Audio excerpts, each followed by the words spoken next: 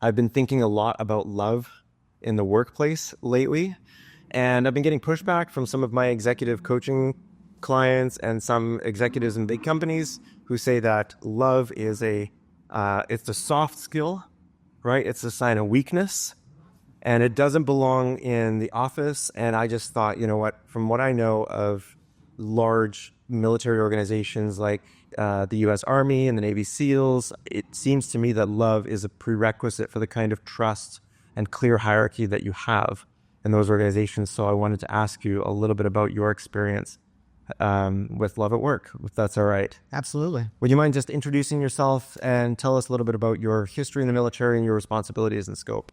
Yeah, so Frank Jenio went to West Point when I was 18. So the United States Military Academy at West Point, with the intent of becoming an Army officer. That's what I wanted to do. I knew that at a young age, kind of, playing Army, if you will. Mm-hmm. Commissioned as second lieutenant in 1992, went into the infantry, and then from there began a 20-year career of being an infantry officer. Varied in organizations from parachute units to helicopter units to ranger units and some of the more elite forces within the U.S. military and the U.S. Special Operations Command. Served in Korea, did a total of about 6 years in either Iraq or Afghanistan. Finished off at Fort Bragg now. I think it's called Fort Liberty, North Carolina in 2012. I was working in the United States Army Special Operations Command as the operations officer, if you will, kind of COO-ish. Yeah. And then got out and then have been here in the UAE since 2012. So amazing. Yeah, it was fun. It's a long career.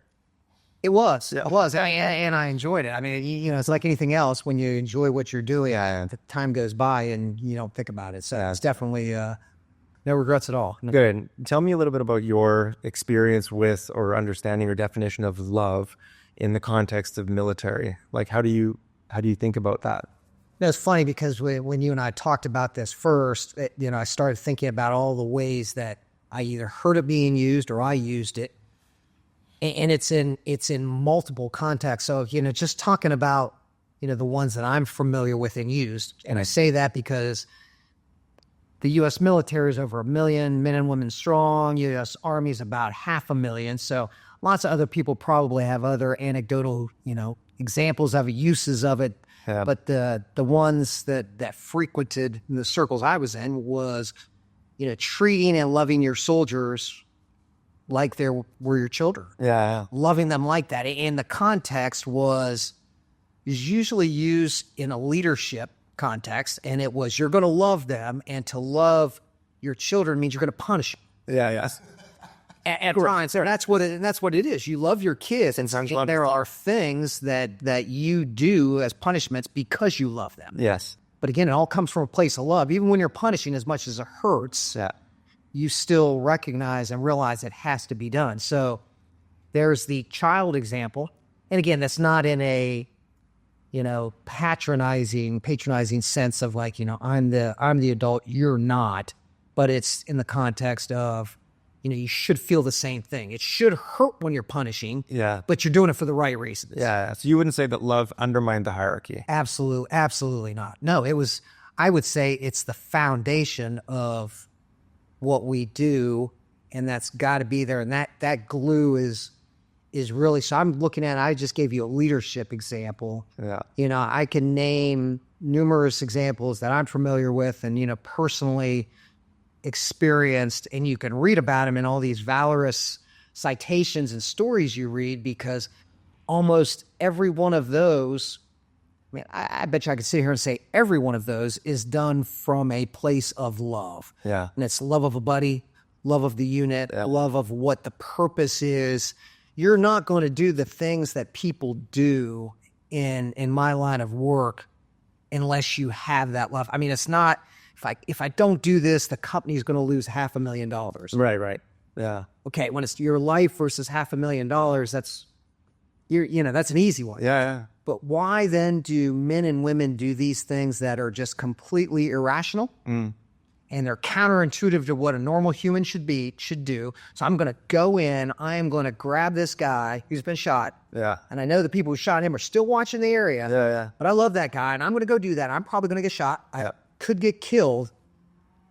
I'm doing that because I love that guy. Or I love what the purpose is of this and what we've built as a team. So you don't get that any other way. And, that you see it manifesting itself in real life, That's why I started doing the work on love at work, is because it seems to me like I was reading a lot of leadership books on belonging, commitment, self-sacrifice, and leadership vulnerability, but I wasn't really reading any books on the highest form of any of those things, right? And the highest form of all of them seems to be love, right? You're going to get into that place where you're put yourself in harm's way literally to save somebody, or at least attempt to save someone. There has to be that measure of commitment and belonging. 100%. Right. So how do you foster that among a unit? You foster it, very similar to doing like you do with kids. You do things together, just, the standard motivational tools of the trade that are used everywhere from military to, great businesses out there, giving people a purpose, making them vested into the team. That's probably the biggest thing, is that the Army is obviously very hierarchical. Yeah. And you have these different echelons, and at every echelon, the group of people within it are even tighter and tighter knit. Yeah, yeah. So you start at the Army at the base level, which is a team, which is anywhere from 3 to 4 soldiers. And it goes squad at 9, platoon at 35, company at 110, battalion, which is the highest level I commanded. You had about 950. Yeah. People not, can I know all 950? No. Do I want them to all believe in the mission of what we're doing and, the broader team that I lead? Yes. But is it more important that you go back down to their lowest echelon, that's where they're integrated? Yeah. Absolutely.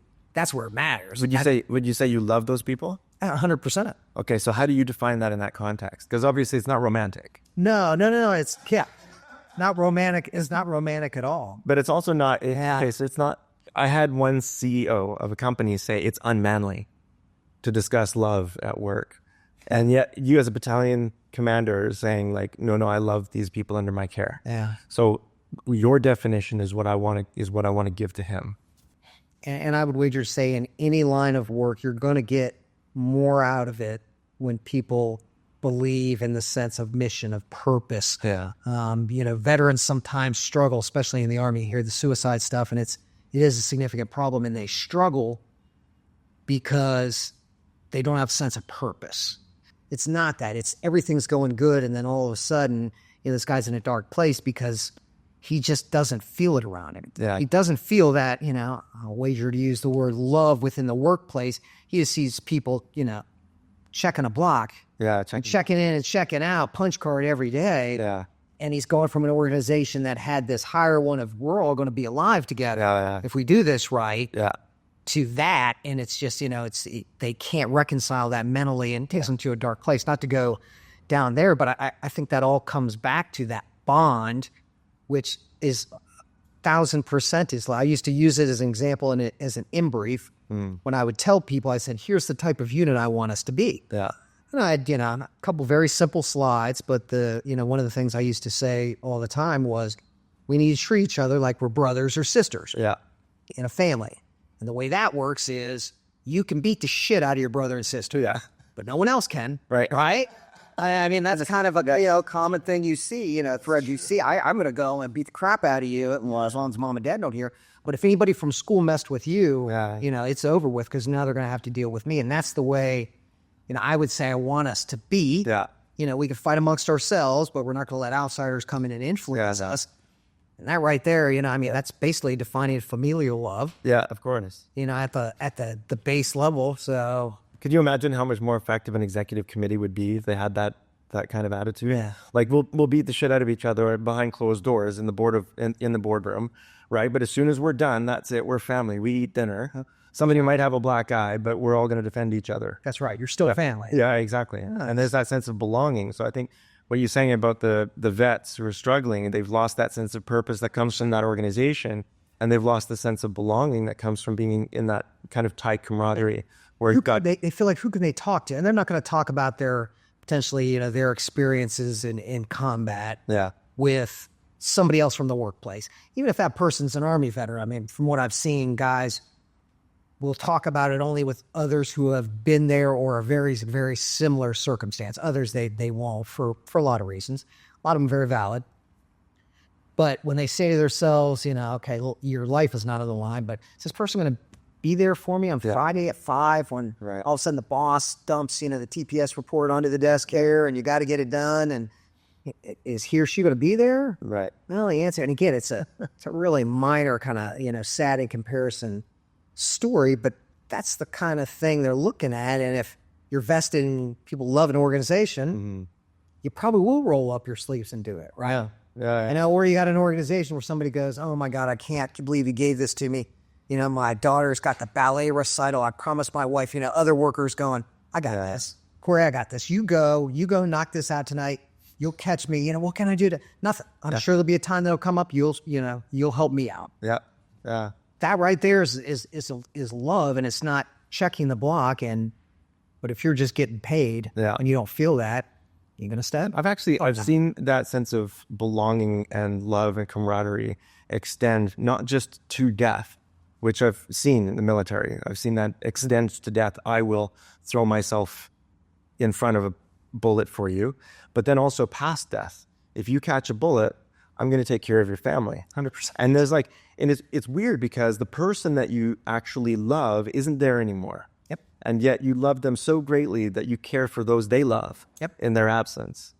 Have you seen that as well? 100%. And I won't name the name, but there was there's a face and a person who popped right in my head, and he was kind of the second in charge, the senior non-commissioned officer, enlisted guy within a platoon in my battalion, and he was loved.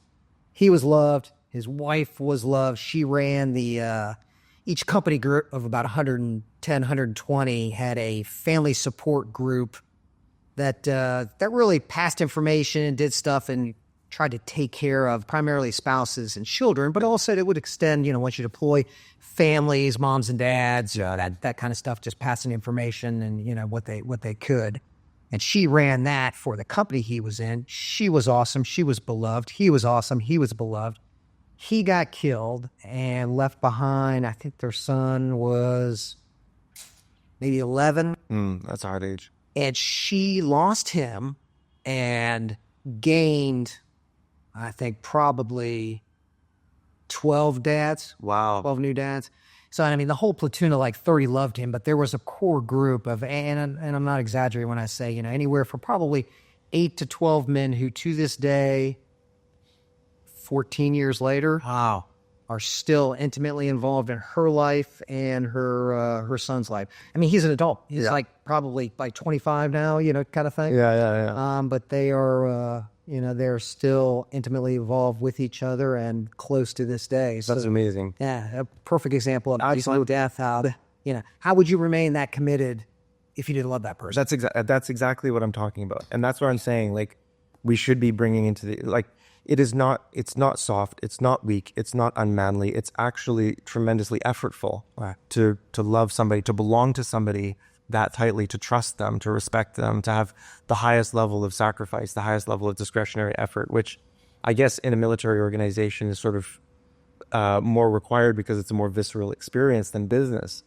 But my instinct is that all of our companies would perform better if the teams in those companies behaved this way toward each other. 100% they would, because I would tell you that there were leaders in the military that did it better than others. Yeah, sure. That's probably, that's a statement of fact, and it doesn't surprise anybody. But the ones that weren't there, because just like in any organization, workers sniff that out. Yeah. Does the boss care? Yeah. Yes or no? Yeah. They can sniff And if the boss out. doesn't care, then... And if he or she doesn't care, then why should I care? Yeah, exactly right. Exactly right. The boss that comes down on Friday and comes and goes, Corrie, we got this thing. We got to get it done tonight. Yeah. And he sits down with you and says, pizza or burgers, what do you want? I mean, right? All willing to okay, we're going to do this thing. Yeah. Vice, here it is. Yeah. Email it to me by 6 a.m. tomorrow. And you're just like, really? Wow, okay. Yeah. So, sometimes if a member of the unit's not carrying their share, then that's interpreted as a lack of love for the family. and you have to take care of the family first. Yep. I have vivid memories of when I was a captain. I had a machine gun team, and in the Army, like every organization, they have equal opportunity reps. So, sometimes people say things and things happen, and you want to squash that stuff just like anywhere else. And we had one every company. So it's a Ranger company, so about 200 people in it. Yeah. And this guy came up and he said, "Hey sir, he goes, we got an EO complaint." I'm like, "Really?" I'm like, "From who?" Yeah, you had a really good group of people. I said, "From who?" And he was like, "This new guy that just came here like 2 weeks ago." I'm like, "From what?" And he starts laughing. Normally, these are not laughing matter. Like, people can get big trouble for this stuff, so I'm just kind of like, shit.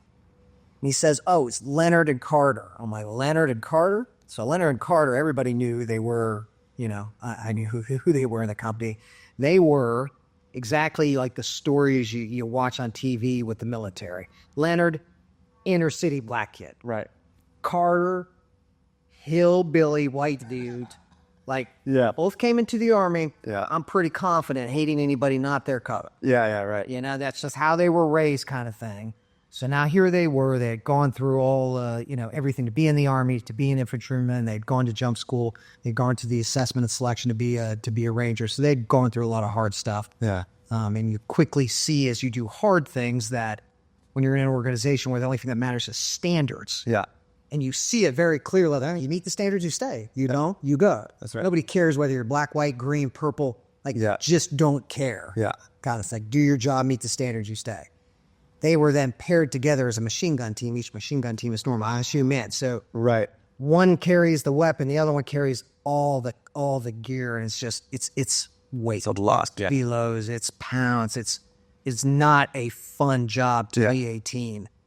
And they were a team, but they were both the mouthiest soldiers you've ever seen.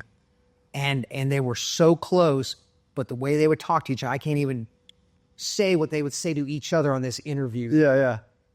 And they were just doing their normal jabbering like two brothers. Yeah. Kind of to each other in the nastiest insults you could. And was a brand new kid who didn't know the background. Hears them, but doesn't understand that these two were so tight, loved each other so much.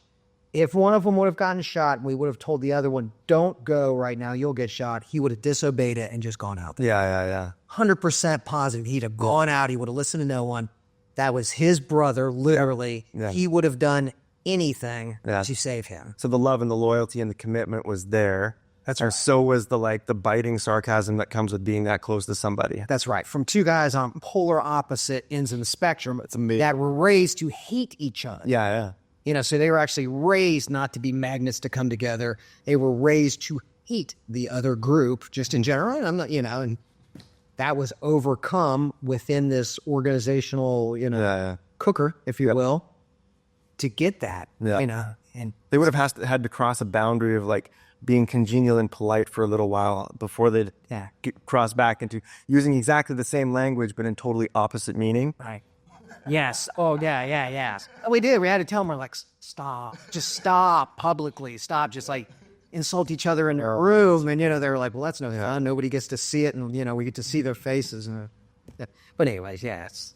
That's amazing. There are, I would say that, I couldn't count the number of instances where it's all love-based. Yeah. To include some of the, some of the harshest chewing out of people I've done. And that's what it was, because they could do better. They knew they could do better. They weren't doing better. If I didn't care, I wouldn't care, right? But because I love people, I care, and then then I lose sleep. And then I'm like, then it bothers me. It matters to me. Their development matters to me. Their success matters to me. Yep. And that's what you invite when you bring love into the workplace. Right.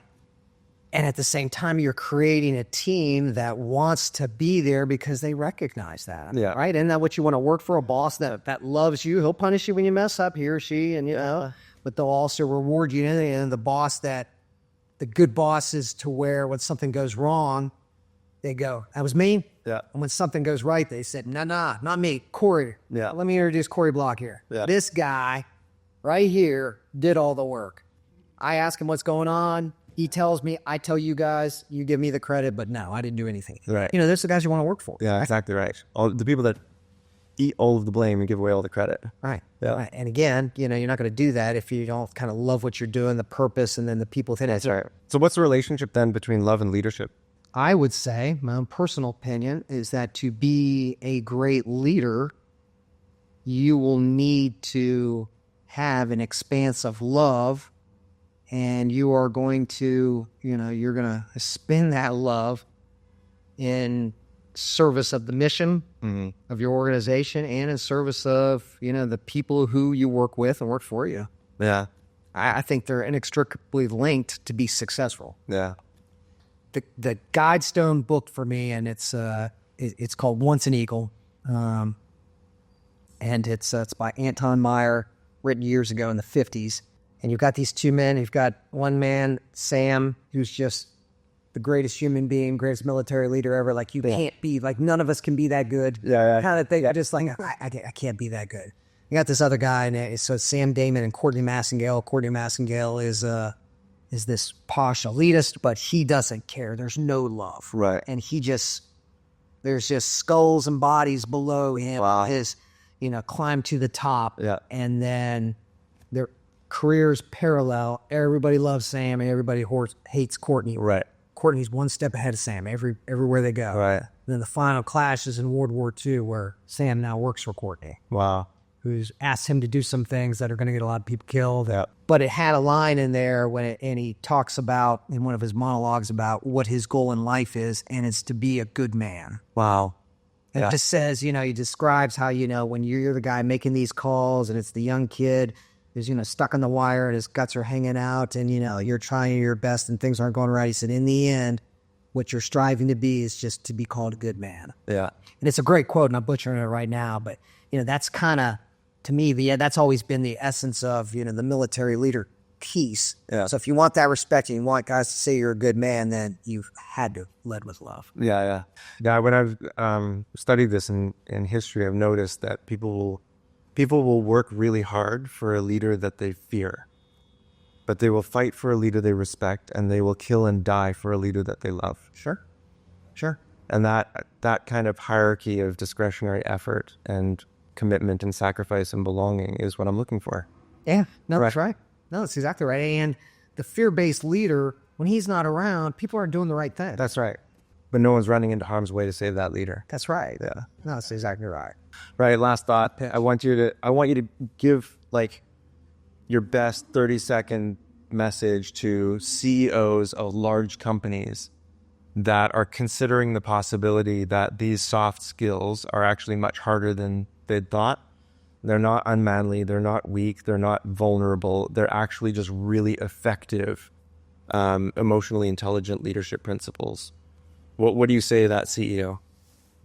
I'd say you've got to figure out a way to foster that, to create that dynamic and foster that purpose, which again will be underpinned by love within your organization. And that's everything from you, CEO, making the rounds around, talking to people, all the way down from, you know, your number two, all the way down to people on the floor, just to showing them that you care. I mean, they're going to understand that you can't fix everything, mature ones, but at least to see you and talk to you and to know you're genuine, because they know if you're being fake. Yeah, that's right. You know, so figure out how you do that, whether it's, you know, retreats with different people or it's just, you know, bitch and moan sessions, you know, with employees. I mean, whatever it is, and be present in it. Because again, if you do it and you're faking and they know you're faking, it's worse. Just inauthentic. It's worse. So, you know, so I guess the first piece is you got to believe in the mission. Yeah.